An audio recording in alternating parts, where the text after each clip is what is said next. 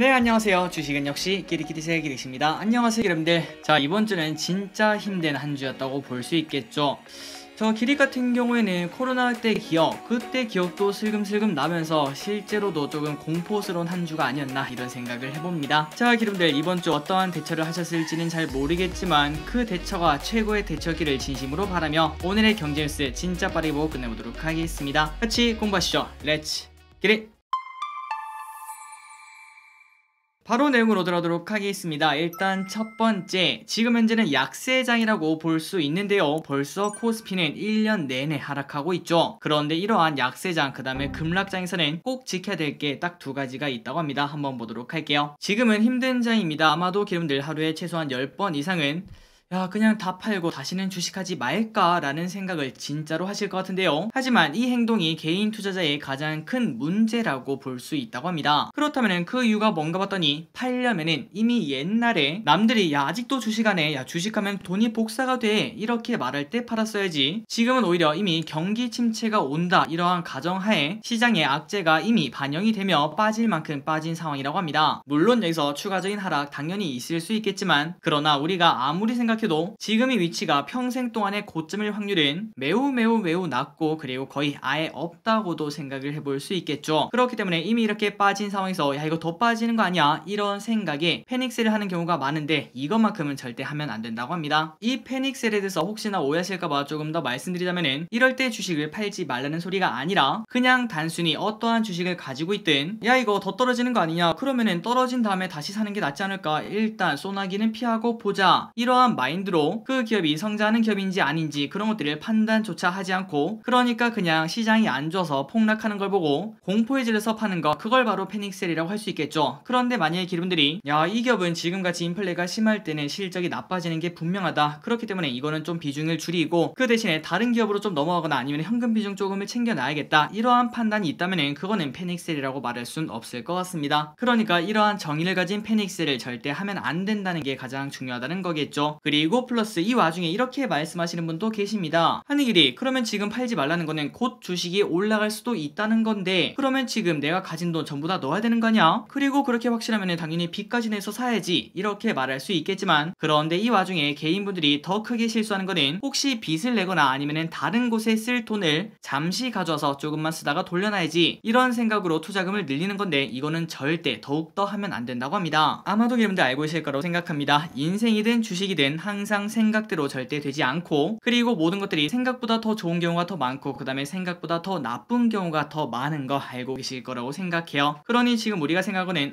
지금이 무릎 아니면 종아리 근처겠다, 아무리 못해도 허벅지겠지 이 정도 생각으로 다가가야지 이거는 무조건 발끝이다, 내 전재산 올인해서 인생 한방 간다 이런 전략은 조금은 위험하다는 거. 그러니 여러분들 이 말은 항상 생각하시면 좋을 것 같습니다. 약세장은 어디까지 하락할지 모르니까 약세장이다.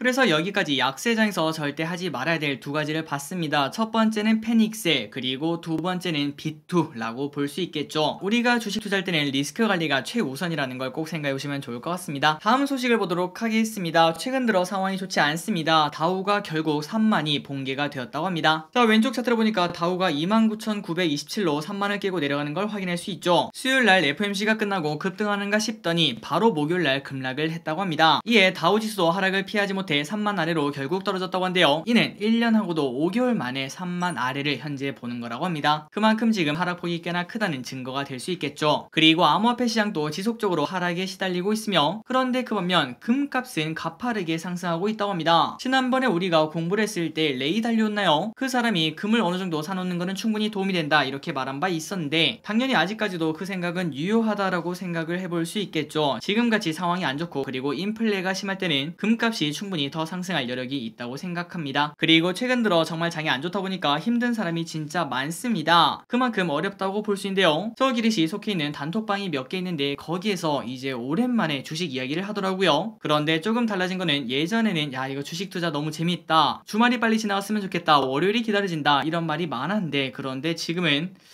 야, 이게 이게 말로만 듣던 곡소리일까요? 정말 많은 사람들이 힘들어하고 그나마 남은 현금을 도대체 무엇을 사야 되는지, 그리고 이 하락이 언제 끝나는지 그런 것들을 많이 얘기하는 걸 확인할 수 있습니다. 어쨌든 이만큼 지금 현재 장이 힘들다고 볼 수 있는데, 그런데 역사적으로 봤을 때 이러한 신호가 곧 저점의 신호라고 볼 수 있겠죠. 그러니 그분들 지금은 좀 힘들지만 내 종목이 뭐가 있는지, 그리고 이 종목이 성장을 하고 있는지 이런 것들을 점검하며 버틸 때라고 생각합니다. 모두 화이팅 하시기 바래요. 다음입니다. 결국 삼성전자가 6만원이 붕괴되었다는 소식입니다. 삼성전자도 20년 11월 이후 처음으로 5자를 보고 있는데요. 그리고 코스피도 마찬가지로 2400을 깨고 내려갔다고 합니다. 자이언트 스텝, 그 다음에 경기 침체 여파가 이렇게 클 줄은 진짜 아무도 몰랐을 것 같은데 결국 삼성전자가 여기까지 내려오는 걸 우리가 확인할 수 있네요. 그런데 오늘 저녁에 미국 선물옵션 동시 만기를 있으니까 오늘 저녁을 기점으로 슬금슬금 상황이 바뀌기를 진심으로 바랍니다. 다음입니다. 결국 우리가 지금 가장 궁금한 거는 그래서 이제 오르냐 아니면 언제까지 떨어지냐 이건 것 같은데요. 그렇다면 우리가 어떠한 이슈를 통해서 이런 것들을 예측할 수 있는지 한번 보도록 하겠습니다. 자, FOMC가 끝났습니다. 그리고 러시아 전쟁은 기약이 없는 상황입니다. 이런 상황에서 우리는 어떤 지표에 관심을 가지며 투자를 해야 될까라고 생각을 해봤는데 바로 세 가지를 들 수 있다고 하네요. 첫 번째는 6월 말 나토 정상회의, 그리고 두 번째는 바이든의 사우디아라비아 방문, 마지막으로 세 번째는 중국의 코로나 확진자 추이를 일단 보면서 투자를 해야 된다고 합니다. 그렇다면 이렇게 세 가지를 봐야 되는 이유가 뭔가 봤더니 바로 이 세 가지 전부 다 유가와 밀접하다고 하는데요. 나토에서는 국가 간 갈등, 그리고 바이든은 정확히 유가의 방향, 마지막으로 중국은 다방면으로 영향을 주겠지만 만약에 또 봉쇄가 된다면은 유가가 또 떨어질 수도 있지 않겠나라는 생각을 해볼 수 있습니다. 그러니 지금부터는 이렇게 세 가지가 어떤 식으로 흘러가는지 그거를 관심 있게 보는 게 좋을 것 같고, 지금 결국 우리가 가장 신경 쓰는 게 인플레인데 그 인플레의 범인 중 한 명이 유가가 아니라고 말하기는 당연히 어렵다고 볼 수 있겠죠. 그렇기 때문에 이러한 이벤트를 바탕으로 유가가 잠잠해지는지 그거를 우리가 관심 있게 봐야 될 것 같습니다. 다음입니다. 인플레의 주범인 유가, 그 증거가 바로 여기 있네요. 매일 오르는 것이 딱 하나가 있다고 합니다. 우리의 주식 아니고요, 그 다음에 우리의 월급 아니고요, 인버스 아니고요.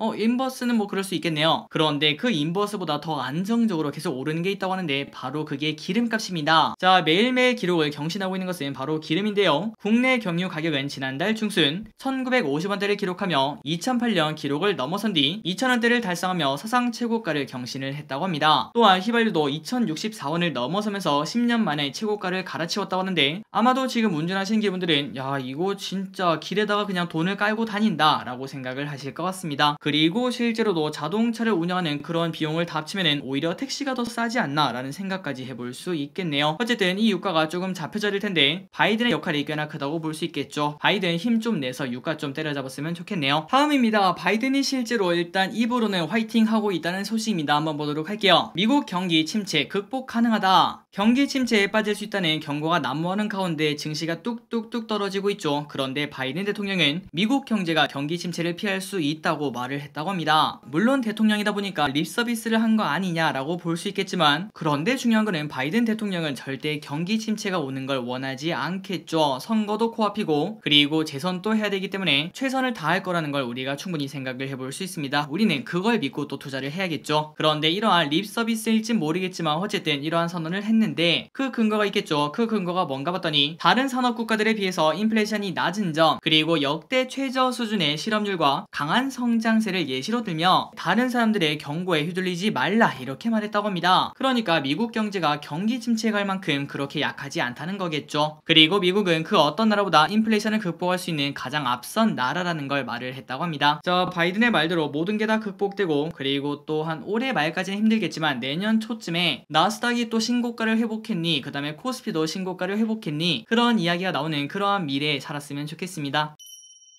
다음입니다. 그 와중에 테슬라 가격이 또 인상이 되었다는 소식입니다. 그리고 그 이유는 바로 인플레라고 볼 수 있겠죠. 원자재 가격 폭등으로 테슬라가 가격을 추가로 인상을 했습니다. 아시는 분들은 아시겠지만 테슬라는 꽤나 자동차 가격을 많이 올린 기업인데요. 그런데 충성도가 이미 존재하기 때문에 가격을 올려도 전혀 타격을 받지 않는 그런 흐름을 나타냈죠. 그런데 이번에도 가격을 올렸다고 합니다. 자, 이미 올해 여러 차례 가격을 인상해서 이번 인상으로 가장 저렴한 모델이 작년 대비 1만 달러나 오른 상황이라고 하며, 그렇다면 이번에 얼마나 올렸나 봤더니 SUV SUV형 모델 X를 기존가보다 $6,000 인상, 모델 Y 롱레인지는 $3,000 인상하는 등 최소 $3,000 이상의 전 모델의 가격을 인상을 했다고 합니다. 그나저나 갑자기 궁금한 게 생겼습니다. 저 기르스는 중고차 시장은 잘 몰라서 그런데 테슬라 가격이 이렇게 오르면은 테슬라 중고차 가격도 같이 올라갈까요? 어느 정도는 영향을 줄 것 같은데 혹시나 아시는 분들이 계시다면 알려주시면 감사하겠습니다. 다음입니다. 비행기표 가격 덜덜. 비행기 타기가 진짜 무섭다고 합니다. 높은 데로 올라가서 무서운 게 아니라 가격이 높이 올라서 무섭다고 하는데 한번 보도록 할게요. 여름 휴가가 다가오는 와중 일부 항공 비행기 값은 2배 이상 상승을 하고 있습니다. 그리고 이 요인 중 하나는 수요도 있겠지만 유가도 하나의 원인이라고 볼 수 있겠죠. 그리고 유가가 급등하면서 국내선 유료 할증료도 다음 달부터는 12.5% 인상이 확정이 되었다고 합니다. 그래서 올해 여름에 여행을 가려고 계획했던 사람들 중에서 올해 초에 먼저 살려다가 야 지금 사면 좀 비싼데 나중에 어차피 비행기 증편한대잖아. 그러면은 그때 가면은 공급이 많아지니까 싸지겠지. 그때까지 좀 기다려보자 라고 생각했던 사람들이 많았는데 그런데 몇 개월을 기다렸더니 몇 개월 사이에 몇 배씩 뛰는 그러한 가격에 깜짝 놀라고 있다고 합니다. 그래서 얼마나 올랐나 봤더니 뉴욕행 같은 경우는 최대 4배까지 오른 바 있었고 그리고 제주도 왕복도 20만원 정도로 현재 책정이 되어 있다고 합니다. 그래서 결국은 엔데믹이 오면서 해외여행을 갈 거라는 그런 기대감이 많았는데 아 이거 올해도 쉽지 않겠네 라는 생각을 해볼 수 있고 그 반면 국내 여행지는 올해까지도 성수기를 맞지 않을까라고 볼 수 있습니다. 다음입니다. 진짜 일상 회복이 완벽하게 된 것 같네요. 한번 그 증거 보도록 하겠습니다. 자 이제 사실상 코로나는 크게 신경 쓰지 않는 분위기인데요. 그 와중에 세탁업체 크린토피아 다들 알고 계실 거라고 생각해요. 저 길에 또 예전에 이불 빨래하러 한 몇 번 가봤던 기억이 있습니다. 그런데 거기서 최근 신발, 모자, 티셔츠 이러한 야외 활동과 관련 있는 접수량이 전년 동기 대비 20% 정도 늘었다고 말을 했다고 합니다. 그러니 확실히 야외 활동이 늘었구나 라고 생각을 해볼 수 있겠죠. 그러니 이러한 데이터를 바탕으로 아 일상 회복이 확실히 되어가고 있구나 라는 걸 숫자로 확인할 수 있었습니다. 그리고 플러스 이러한 데이터를 봤을 때 갑자기 저 길이 또 딱 떠오르더라고요. 얼마 전에 밖에 나갈 일이 있어서 인터넷에서 옷을 고르고 있는 저를 발견할 수 있었는데 지금 이걸 보니까 그 생각이 나면서 아 최근 들어 옷 판매량 또 당연히 늘어나고 있겠다라는 생각을 해볼 수 있겠네요. 최근 들어 장이 안 좋으면서 의류주가 많이 빠졌는지 그런 것들도 한번 파악해보시면 좋을 것 같습니다. 다음입니다. 골프공에 날개가 달렸다고 합니다. 진짜 날개가 달린 것처럼 골프공이 멀리 날아가고 그리고 날개가 돋친 듯 엄청나게 잘 팔리고 있다고 하는데 한번 도대체 뭐가 그렇게 잘 팔리는지 보도록 하겠습니다. 얼마 전 코오롱에서 신소재를 개발을 했다고 합니다. 이름은 아토메탈이라고 하는데요. 이 신소재를 개발한 이유가 뭔가 봤더니 바로 텅스텐 대체 물질로 자동차, 전기전자 등에서 사용하려고 했다고 합니다. 그런데 이 신소재의 장점은 바로 높은 탄성이라고 합니다. 그러니까 잘 튕긴다는 소리인데 그런데 여기서 이 아토메탈을 어디다 쓸까라고 생각하다가 야 그러면 한번 골프공에 사용을 해보자 라는 이야기가 나왔다고 합니다. 그래서 골프공으로 출시했더니 대박이 났다고 하네요. 미국 WRC 세계기록위원회로부터 세계 최장 비거리 골프공 타이틀을 공식 인증 받았으며 실제로 다른 골프공과 비교해서 15m 정도 더 날아간다고 합니다. 진짜로 탄성이 좋은 그러한 골프공이라고 볼 수 있겠죠. 물론 신소재다 보니까 가격은 미쳤다고 하는데요. 일반 골프공의 5배에서 10배 수준인 버전당 25만원에 판매가 되고 있고 그런데 그마저도 자 왼쪽을 보시면 솔드아웃이 된 걸 확인할 수 있습니다. 사려고 해도 살 수가 없다는 거겠죠. 그나저나 이것도 궁금한 게 있습니다. 골프를 안 치다 보니까 혹시나 골프를 치시는 기르분들이 답변을 달아주시면 진심으로 감사하겠습니다. 일단 첫 번째는 이렇게 신소재 골프공이라고 되나요? 이런 거를 그냥 자유롭게 쓸 수 있는 건가요? 일단 골프채 같은 경우에는 당연히 규격 같은 게 있을 것 같은데 골프공에도 규격이 있는지 그게 궁금합니다. 그리고 두 번째 질문은 이 골프공을 사면 얼마나 쓸 수 있는지 그것도 궁금합니다. 배드민턴 같은 경우에는 한 콕에 2,500원인가 3,000원인가 그 정도 가격이고 한 경기 뛰면은 못 쓰는 걸로 알고 있는데 골프공 같은 경우에는 잃어버리지만 않는다면은 무제한으로 쓸 수 있는지 알려주시면 감사하겠습니다.